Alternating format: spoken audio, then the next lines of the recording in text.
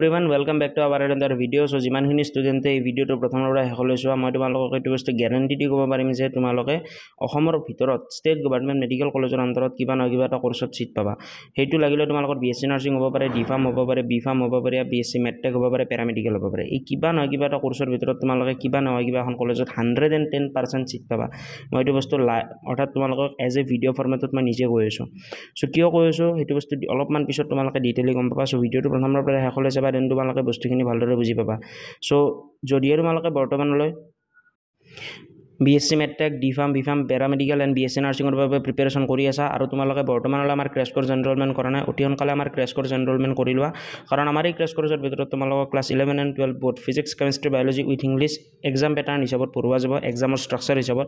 এই ক্ৰেছ কোৰ্ছৰ ভিতৰত আমাৰ লাইভ ক্লাছেছ হৈ আছে, হোৱাটছএপ গ্ৰুপত ছাপোৰ্ট প্ৰভাইড কৰা গৈছে, হোৱাটছএপ এক্সাম ষ্ট্ৰেটেজি শ্বেয়াৰ কৰা গৈছে, ৰেকৰ্ডেড ক্লাছেছ আছে, PDF নোটছ আছে, কুইজেছ আছে, মক টেষ্ট আছে, উইকলি টেষ্ট আছে, ডাউট চলভিং ছেশ্যন আছে, প্ৰিভিয়াছ ইয়াৰ কুৱেশ্যন পেপাৰ আছে আৰু লগতে মডেল কুৱেশ্যন পেপাৰ আমাৰ ফালৰ পৰা পাব্লিক কৰোৱা যাব আৰু আপ টু এডমিশ্যনলৈ আমাৰ ফালৰ পৰা ফুল্লি ছাপোৰ্ট থাকিব। চ' যিমানখিনি ষ্টুডেণ্টে এতিয়ালৈ এনৰলমেণ্ট কৰা নাই অতি সোনকালে এনৰলমেণ্ট কৰি লোৱা। এইটো তোমালোকৰ বাবে ওৱান ষ্টপ চলিউশ্যন হয় আৰু যিমানখিনি ষ্টুডেণ্টে এই ক্ৰেছ কোৰ্ছটো এনৰলমেণ্ট কৰা তোমালোক সকলোৰে সুবিধাৰ্থে আমাৰ ফালৰ পৰা আমি তোমালোকক এডিশ্যনেলকৈ 4খন কিতাপ প্ৰভাইড কৰিম, যি 4খন কিতাপৰ পৰা তোমালোকে ৰেগুলাৰ বেচিছত কুৱেশ্যন প্ৰেক্টিছ কৰিব পাৰিবা আৰু আন এশজন ষ্টুডেণ্টতকৈ বহুখিনি আগবাঢ়ি যাব পাৰিবা। চ' যদিও তোমালোকে এতিয়ালৈ এনৰলমেণ্ট কৰা নাই, link in the description box, enrol now. At the time of enrolment তোমালোকে কুপন কোড ইউজ কৰিবা OFF200, দেন তোমালোকে ইনষ্টেণ্টলি 200 ৰুপিছত ডিছকাউণ্ট পাবা আৰু ইফেক্টিভ প্ৰাইচ হ'ব 1049 ৰুপিছ। এই 1049 ৰুপিছৰ বিনিময়ত তোমালোকে আপ টু এডমিশ্যনলৈ আমাৰ ফালৰ পৰা ফুল্লি ছাপোৰ্ট পাবা। যিমানখিনি বস্তু থাকে সিমানখিনি বস্তু আমাৰ ফালৰ পৰা গাইডেঞ্চ প্ৰভাইড কৰা যাব। যদিও তোমালোকে বিচাৰি আছা ওৱান ষ্টপ চলিউশ্যন, দেন তোমালোকে এই ক্ৰেছ কোৰ্ছটো জইন কৰিব পাৰা। আৰু বৰ্তমান সময়ত ইমানখিনি তোমালোকৰ ওচৰত সময়ো নাই যে তোমালোকে চেল্ফ ষ্টাডি কৰি প্ৰিপেৰেশ্যন কৰি মেলি এটা চিট ল'ব পাৰিবা। ইটছ নট পচিবল বিকজ এক্সামলৈ মাজত ধৰি লোৱা 30 ডেইজ আছে বা 45 ডেইজ আছে বি ফাৰ্ম এণ্ড ডি ফাৰ্মৰ বাবে। চ' 45 ডেইজৰ ভিতৰত তোমালোকে কি ভাবা যে 45 ডেইজৰ ভিতৰত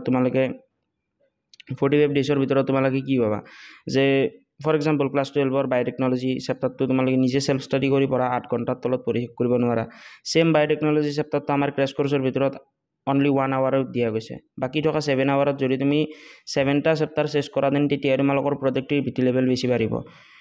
এণ্ট্ৰেঞ্চৰ ক্ষেত্ৰত এটা বস্তু মনত ৰাখিবা, যোনে যিমান চেপ্টাৰ ক্ল'জ কৰিব পাৰে সিয়াৰহে ইমান প্ৰফিট হ'ব। For example A and B দুটা ষ্টুডেণ্ট আছে, A এটা B এটা।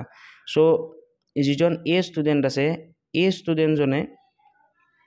ষ্টুডেণ্টজনে আমাৰ ক্ৰেছ কোৰ্ছ ফ'ল' কৰি ছেম চেপ্টাৰ এটা, যিটো চেপ্টাৰ B ষ্টুডেণ্টে 8 ঘণ্টাত পঢ়ি চেছ কৰে, ছেম চেপ্টাৰটো A ষ্টুডেণ্টে 1 ঘণ্টাত পঢ়ি চেছ কৰে, বাকী থকা 7 ঘণ্টাতটো 7টা চেপ্টাৰ ক্ল'জ কৰে আৰু তেওঁ 8 ঘণ্টাত এটা চেপ্টাৰ ক্ল'জ কৰে। So' that's the different crash course লোৱা ষ্টুডেণ্ট আৰু ক্ৰেছ কোৰ্ছ নোলোৱা ষ্টুডেণ্টৰ মাজত। চ' যদি তোমালোকে এতিয়ালৈ লোৱা নাই, লৈ লোৱা, অপেক্ষা কৰি লাভ নাই। At the time of enrolment coupon code use কৰিবা OFF200, দেন ইনষ্টেণ্টলি 200 ৰুপিছত ডিছকাউণ্ট পাবা। আৰু ক্ৰেছ কোৰ্ছ ৰিগাৰ্ডিং যদি কাৰোবাৰ কিবা ডাউট আছে দেন তোমালোকে স্ক্ৰীণত শ্ব' হৈ থকা কণ্টেক্ট নাম্বাৰটো মনত ৰাখিবা। স্ক্ৰীণত যিটো কণ্টেক্ট নাম্বাৰ শ্ব' হৈ আছে এইটো আমাৰ অনলি ক্ৰেছ কোৰ্ছ ছাপোৰ্ট টীমৰ হয়।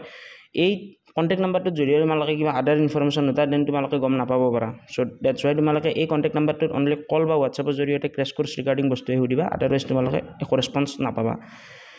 চ' এতিয়া আমাৰ মেইন পইণ্টলৈ আহোঁ যে আমি যদি অসমৰ ভিতৰত যিকোনো এটা কোৰ্চত চিট ল'ব লগা হয়, লাগিলে সেইটো মই আকৌ এবাৰ বুজাই দিওঁ, লাগিলে সেইটো ফৰ এক্সাম্পল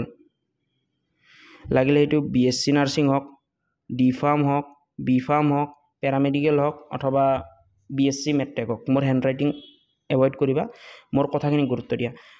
চ' অসমৰ ভিতৰত টোটেল 5টা কোৰ্চৰ বাবে 3টা CW এক্সাম হয়। কিমানটা মনত ৰাখিবা, মই আকৌ এবাৰ দি দিওঁ।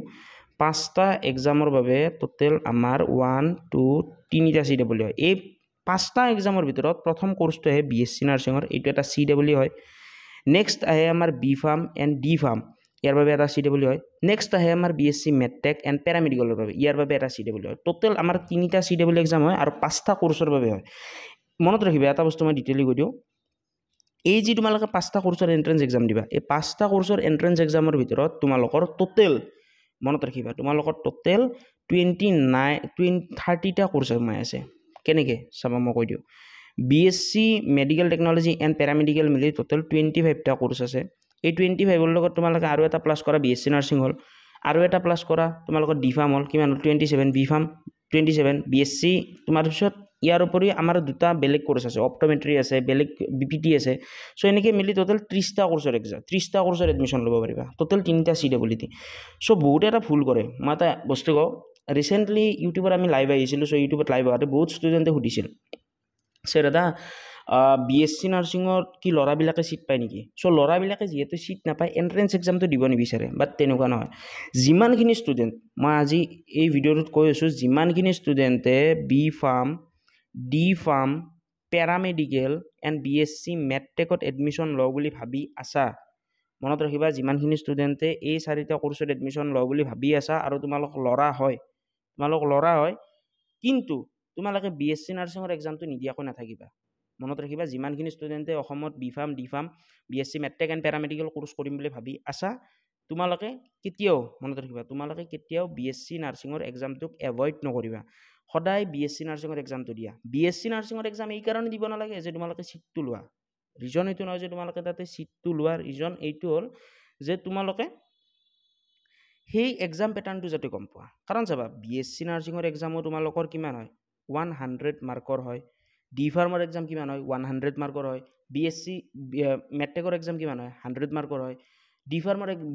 এক্সাম কিমান হয় 100 মাৰ্কৰ হয় আৰু পেৰামেডিকেলৰ এক্সাম কিমান হয় 100 মাৰ্কৰে হয় আৰু কুৱেশ্যন পেটাৰ্ণ সকলোৰে সেম পাৰ সাবজেক্ট 25 কুৱেশ্যন থাকিব পাৰ সাবজেক্ট 25 মাৰ্ক থাকিব টোটাল 4খন সাবজেক্ট থাকিব সো কি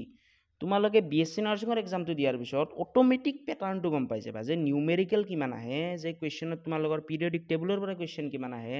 বায়োটেকনলজি মই যে প্ৰত্যেকটো ভিডিঅ'ত কওঁ সেইটো কিমান ইম্পৰ্টেণ্ট হয় ইংলিছৰ কি গ্ৰামাৰ আহে চ' যদিহে মনত ৰাখিবা আজি মই এই ভিডিঅ'টোত কৈছোঁ যদিহে তোমালোকে চিৰিয়াছ হয় প্ৰিপেৰেশ্যন কৰি আছা ভালকৈ প্ৰিপেৰেশ্যন কৰিব বিচাৰা D.Pharm B.Pharmত ছিট লাগে BSc মেট্ৰিকত ছিট লাগে পেৰামেডিকেলত ছিট লাগে অসমৰ ভিতৰত ষ্টেট গভৰ্ণমেণ্ট মেডিকেল কলেজৰ আণ্ডাৰত লাষ্ট ইয়াৰ আমি ই-বুক দিয়া ষ্টুডেণ্টখিনিক আমি এই গাইডেন্সটো প্ৰভাইড কৰিছিলোঁ আৰু ট্ৰাষ্ট মি বহুত ষ্টুডেণ্টে ছিট পাইছে আমি বহুকেইটা পডকাষ্ট কৰিছোঁ এই পডকাষ্টৰ ভিডিঅ'বিলাক চালে গম পাবা আমাৰ ফালৰ পৰা কিমানখিনি ষ্টুডেণ্ট চিলেকশ্যন হৈ গৈছে চ' এইটোৱে আৰু যদিহে তোমালোকে এতিয়ালৈ এনৰোলমেণ্ট কৰা নাই ক্ৰেছ কৰ্চত আজিয়ে এনৰোল কৰা দেৰি কৰি থাকিলে তোমালোকৰ নিজৰ লোকচান হ'ব আদাৰৱাইজ তোমালোকৰ বহুখিনি বস্তু পিছুৱাই যাব আৰু বহুখিনি ষ্টুডেণ্টে এইটো ভাবিব পাৰে যে আমাৰ ক্ৰেছ কৰ্চ ল'লে কি ছিট পোৱাটো গেৰাণ্টিড নেকি বাট তেনেকুৱা নহয় বস্তুখিনি চাবা পঢ়াটো সদায় মানে বহুখিনি ফেক্টৰৰ ওপৰত ডিপেণ্ড কৰে আমি তোমালোকক ডিফাৰেঞ্চটো ক'লোঁ A and B ষ্টুডেণ্টে এটা চেপ্টাৰ পঢ়ে 8 ঘণ্টাত আৰু B ষ্টুডেণ্টে 8 ঘণ্টাৰ 8টা চেপ্টাৰ পঢ়ে কাৰণ তেওঁ আমাৰ ক্ৰেছ কৰ্চ লৈছে তেওঁ অনলি ইম্পৰ্টেণ্ট বস্তুখিনি চাই আছে তেওঁ কোৰ্চটো 20 দিনত চেছ কৰি দিব